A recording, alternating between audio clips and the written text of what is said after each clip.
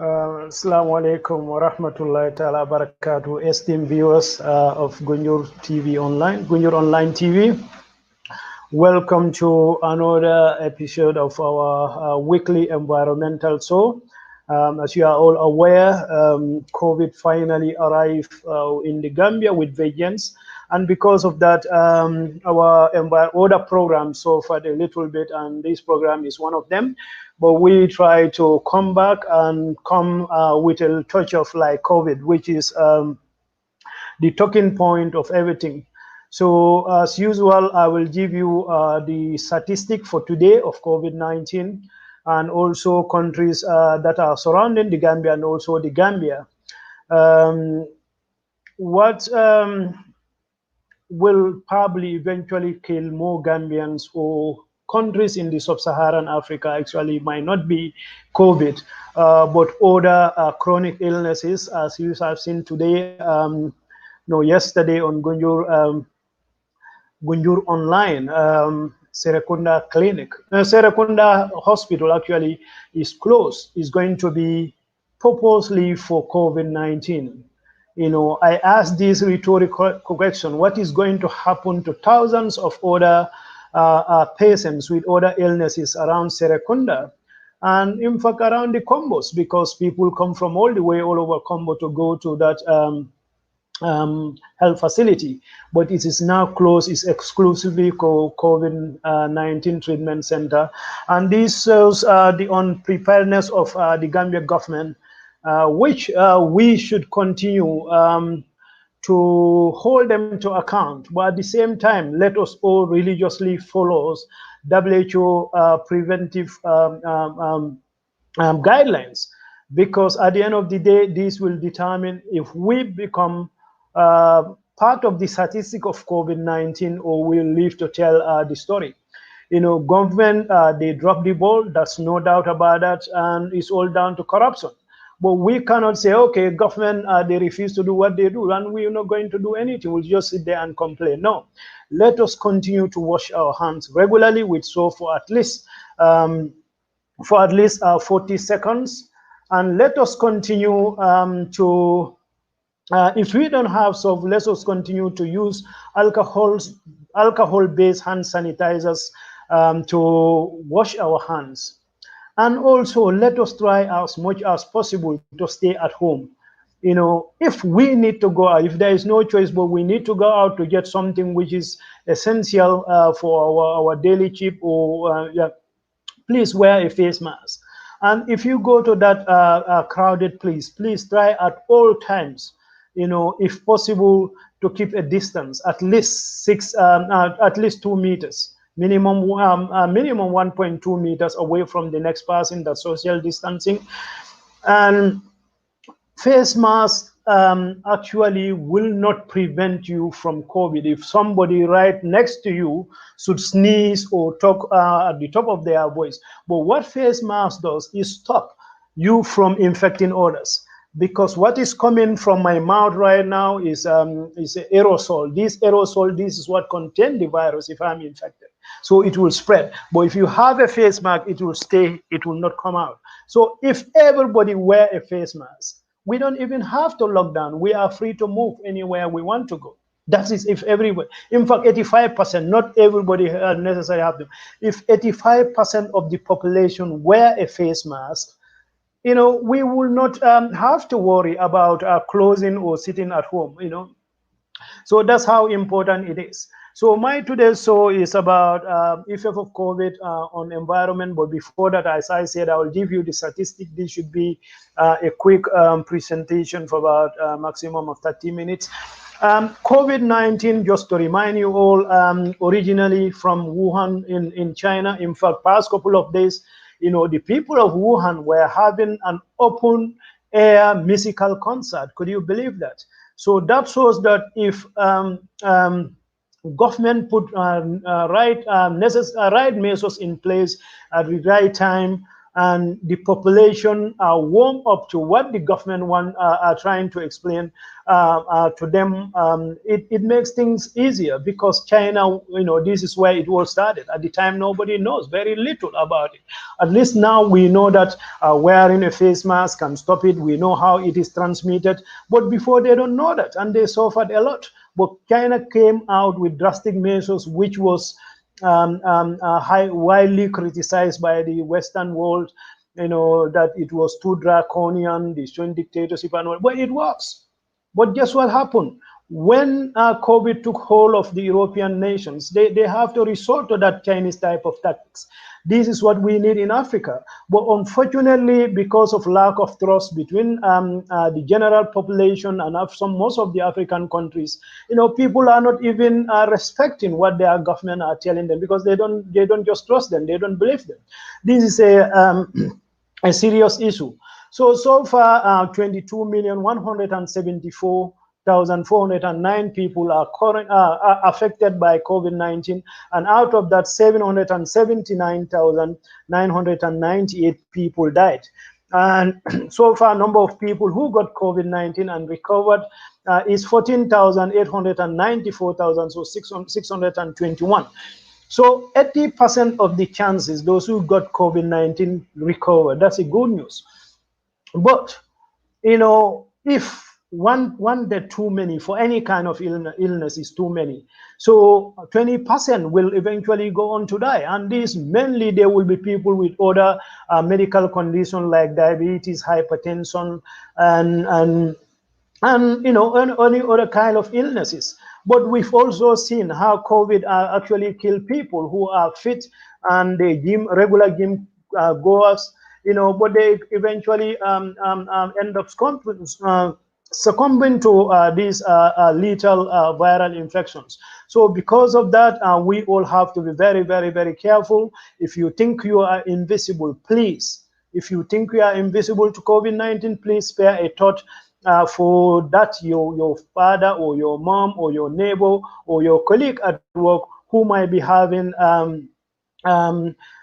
diabetes or hypertension or whatever. So we have to be very careful. So currently, the number of people actively infected with COVID-19 stand at 6,499,790, and out of that, 6,437,603 in mild conditions, and that is 99% of the active cases. So actually, it's only 1% that will go on to develop serious illness, and that stands at 62,187. That is a significant number, but if you look at the overall, that 1%, most of them will end up dying, or even if they recovered, they will have a life-changing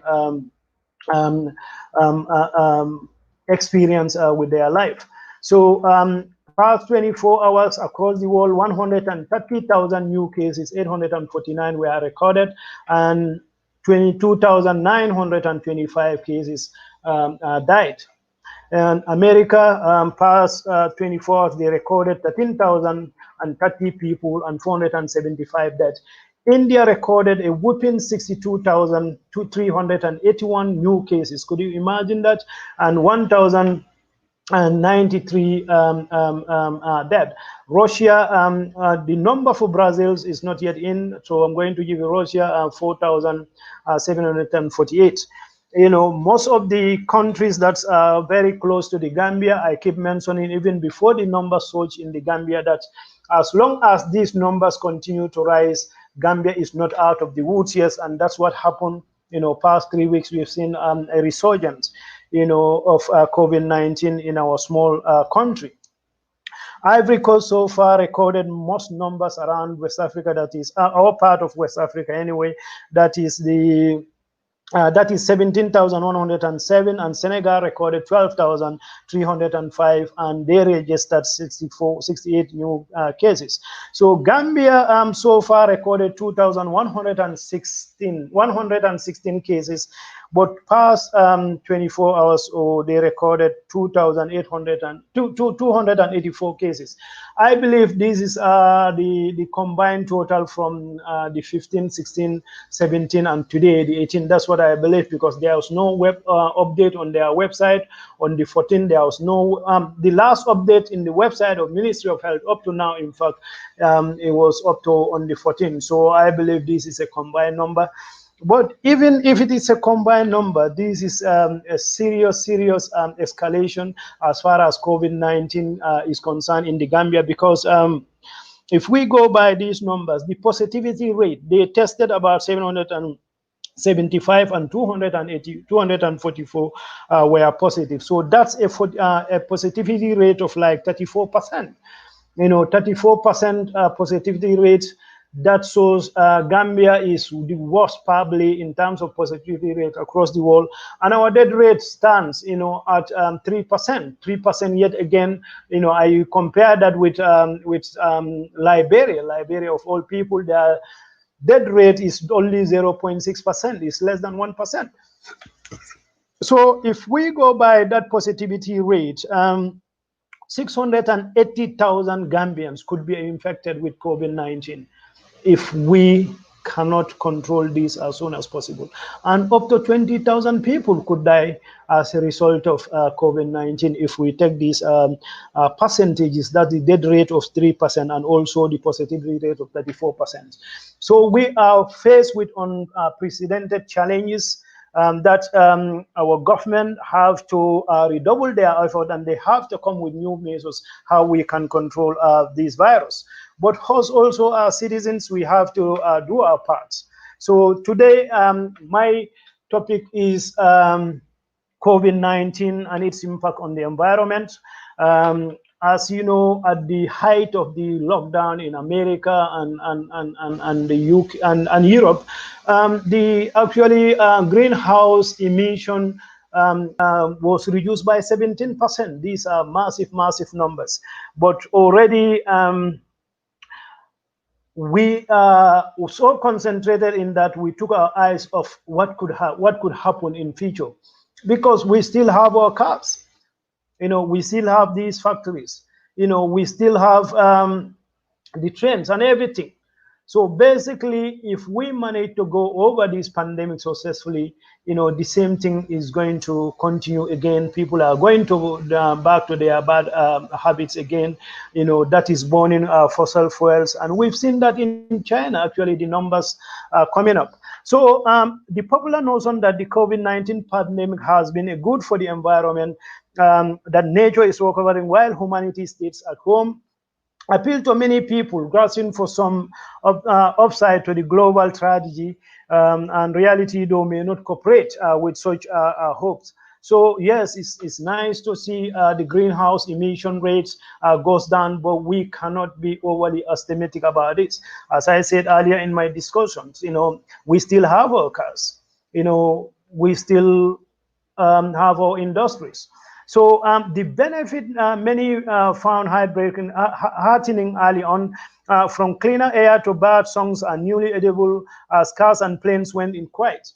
As cars and planes went quiet, we have seen, in fact, wildlife appearing in places where nobody thinks, right in the city centers of New York City. In California, we've seen wildlife appearing there. So this was heartening to many, but I can tell you this. It's not going to, it's only temporal, I can tell you that. We're always likely to be temporal, and with lockdowns easing, they have already begun to dissipate. Now, some experts fear that the world risks a future with more traffic, more pollution, and climate change that worsen faster than ever. It is too soon to know whether that gloomy scenario will play out, but concerning signs seem to be growing all around the world, because what is going to happen when this pandemic, as soon as we are over this pandemic, or as soon as we put this virus under control, what is going to happen? People will try too quickly. That's my prediction, to recover their losses. We know in the Western world, they lost a lot of jobs. In Africa, we don't have job anyway, much more to lose them. But even in Africa, things are slowing down. So what I think will happen As soon as these lockdowns are over, people are going to accelerate what they miss. You know, those industries, the production, the shortfall in their export and all that, they will try to make it up, and that will speed up release of greenhouse into the atmosphere.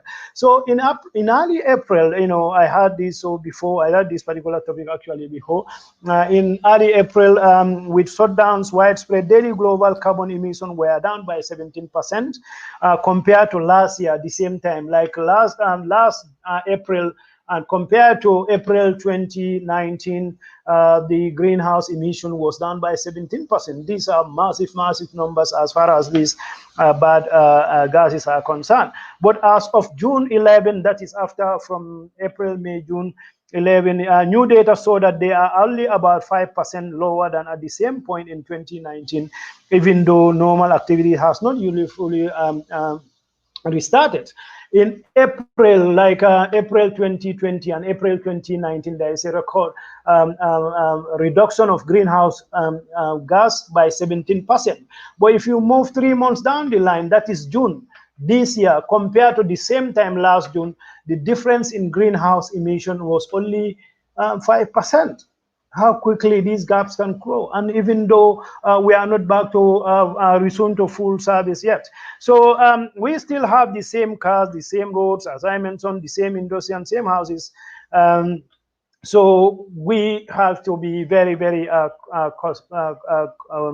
cautious. So now the risk is very high that carbon output could surge past pre-endemic levels, and especially since we done it in the past, not very long ago, during the 2007-2008 financial crisis, emission drops because if people don't have money, they don't go and drive. They don't, you know, industries will have to cut down the number of workforce, and they have to cut the number of hours they work. During the 20 financial crisis, emission dropped by then the bounce back. So hints of a dirty recovery in China is already been recorded, as I mentioned. At first, the first country to shut down when the virus hit, and one of the earliest to start reopening, China experience offers a preview of what could be in store elsewhere. So basically, China is taking the lead. They are the first to show us that they have this virus, and they are the first to show us that the lockdown, how effective they are. And also, they are the first to show up during these lockdowns, the carbon emission or the greenhouse gas emission will reduce. But now China recovered, and they are already, we've seen their economy already started growing, and already the science in China that actually this bad habit of greenhouse, unsustainable emission of greenhouse gas gas is going to go back to normal. So the dramatic air quality improvement seen as manufacturing and transportation likely come to a halt in February, March have now vanished in China. And I think we're going to see similar scenarios all over the world. So as factories forced to make up for lost time, pollution returned in early May to pre-coronavirus level, and in some places surpassed them for a short time, although it's fallen back at a bit since. Meanwhile, provincial officials, desperate for the economic boost that comes with any construction, are given the go-ahead to a rough new coal-fired power plant, says the author of this particular study, which is Laura. So lead analyst and Helsinki Center for Research and Energy Clean Air, which reported the pollution data from China that will lock in big future health and climate problem in the new plans to go forward, since such infrastructure tend to be used for many years and expert one. So basically is people lost revenue. So as soon as things normalize, they want to recoup as much as they lost. This is where the problem is going to come. And who is there to tell people to slow down when they suffered, for such a long time, and and they try to make up for the lost time. So our celebration that COVID actually have some positive impact as far as environmental degradation is concerned is a short-lived one. So suddenly a lot more permits are being handed out. Said Mala, if the world is to avoid the most catastrophic climate scenario, China must ramp up its investment in clean air, not coal, he says. Yeah, China, they have a big responsibility because they have a big population. And as they said, if two elephant fight, is the grass that suffer, or if China sneezes, everybody catch the cold. And we've seen that with COVID. China have COVID. Now the whole world, have COVID, including the tiny Gambia. So China should lead by example and invest on clean energy. That is solar energy, air, water. These are alternatives. But they cannot continue to cut corners. Like they want to get back their economy to so quickly. They are using gold instead of taking a slow route back to normality. I think this is where the whole world need to come and put measures in place, or put legislation and agreement in place that will force the whole world to take a slower approach to coming back to normality, rather than a shortcut and a drastic one that is going to be catastrophic. The gains we made as far as an environmental clean environment is concerned during the height of the pandemic are all going to be undone in a record times. So the other thing is that polluters are bolder than ever. Is that the case? So in the midst of the pandemic and resulting economic implosion, industries such as fossil fuels, plastic, airlines, and automobiles have been scrambling for advantages. Some government, like particularly in the United States, are acceding to companies pleas for cars, regulatory rollbacks, and other special favors. So there is a serious risk that polluters could emerge from this crisis bolder and potentially more profitable than ever, says Luca Rose, a senior policy analyst at Friends of the Earth and I will say group. So basically, what is happening is that right now, petrol nobody is buying because nobody's, all the industries are slowed down and all that. But what the expert believe is going to happen, as soon as this pandemic is over, these fossil fuel businesses are going to gain because the demand is going to sort up again. So that's going to put them in more strong position. They can think they will feel that they can get away with anything, and they will become bold. This cannot be good for our environment. So this is the fear, according to Friends of the Earth Advocates Group. So one industry ranking in great deal of cash is oil and gas, and companies' aggressive lobbying is winning them billions of dollars in public funds intended to ease the pandemic economy, that says Ross, who written another report to this effect. So the aid has included tax changes that benefit the industry, breaks on royalties company pay to drill or mine or public fund, and access to the federal reserves. So, for example, 600 billion mine street lending program. This program has already been modified specifically along the lines the oil and gas industry requires. So you can see the oil industry, even though right now they are struggling, they try to make ends meet.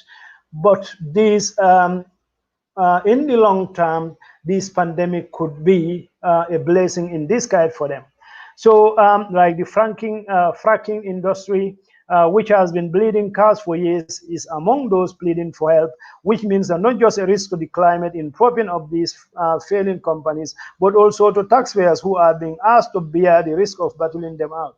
And this report says, for example, fracking, we know, this about getting these fossil fuels in the earth crust, but it's a very, very aggressive way of getting this oil. In fact, at some point, it can even trigger regional or local earthquakes. So we've seen demonstrators across Europe protesting against this fracking coming to their sites. But because there is a financial crisis, so they also are going with other companies who are going after companies for financial bailout. So basically, they're capitalizing on the bad luck of the whole world to make sure that they are relevant and their companies don't just go into insolvency. But in the real term, these factories are actually struggling even before the pandemic. So the American Petrol Institute said the oil and gas companies it represent have not sought special favors, but are drawing on programs designed to help all sectors weather the economy storms. So tax changes and lending initiative apply to all businesses, from manufacturing and retailers to restaurants and energy producers experiencing financial hardships, as Lehman spokesman for the group says. So that's the post-COVID I am forecasting here, how it's going to affect the environment. Already we celebrated, but our celebration was short-lived, because in April this year, compared to April 2019, the emission of greenhouse, these are the gases, CO2 and other carbon monoxide and sulfur dioxide and all that, that makes our world hotter. It increases temperature, and this end up melting the glaciers in the Greenlands and North Pole, which help raise the water levels. So as the sea level rises, there are a lot of communities in which are lying below the sea level, can easily disappear. And this include the Gambia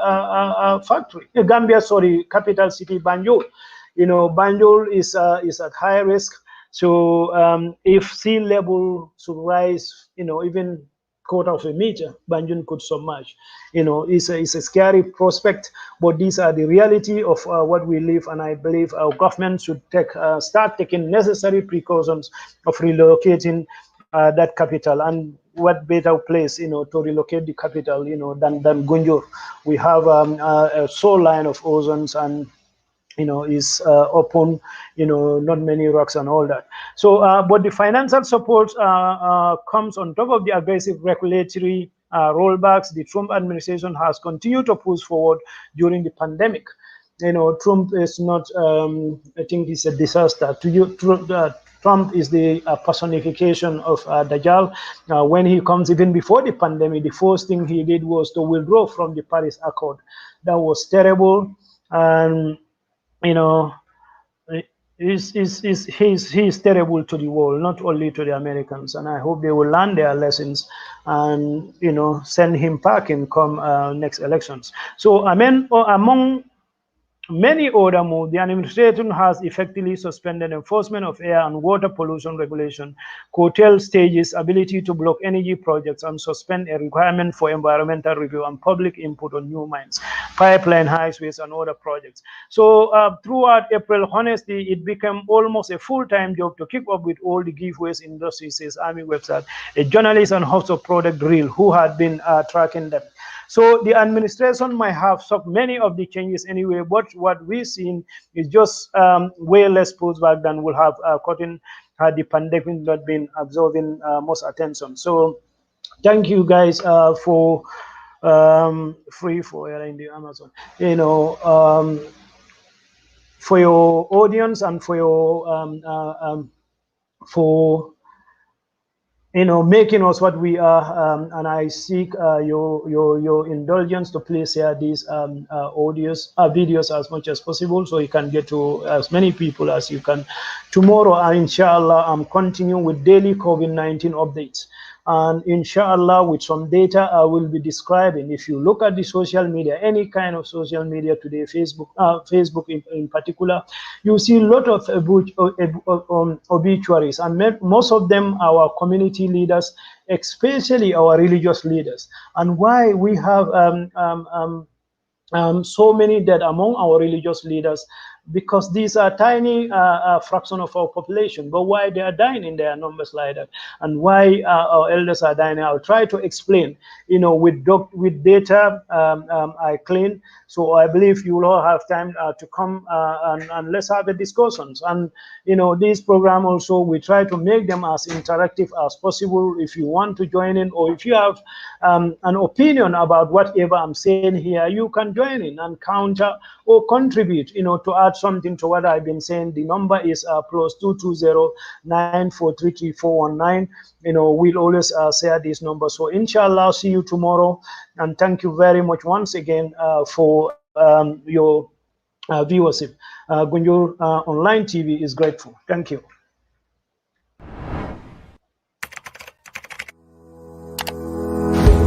Here are 5 ways you can help combat stigma and discrimination as we fight against coronavirus COVID-19. 1. Educate your friends and family that COVID-19 is not specific to any race, nationality, or skin color. 2. Do not associate migrants with the virus. In many contexts, migrants are healthy and key players in nation building. 3. Remind others that discrimination may lead people to hide their symptoms rather than seek treatment. This puts everyone else at risk. 4. Be kind, considerate, and helpful to others in these difficult times. 5. If you know anyone experiencing symptoms, encourage them to dial 1025 for free.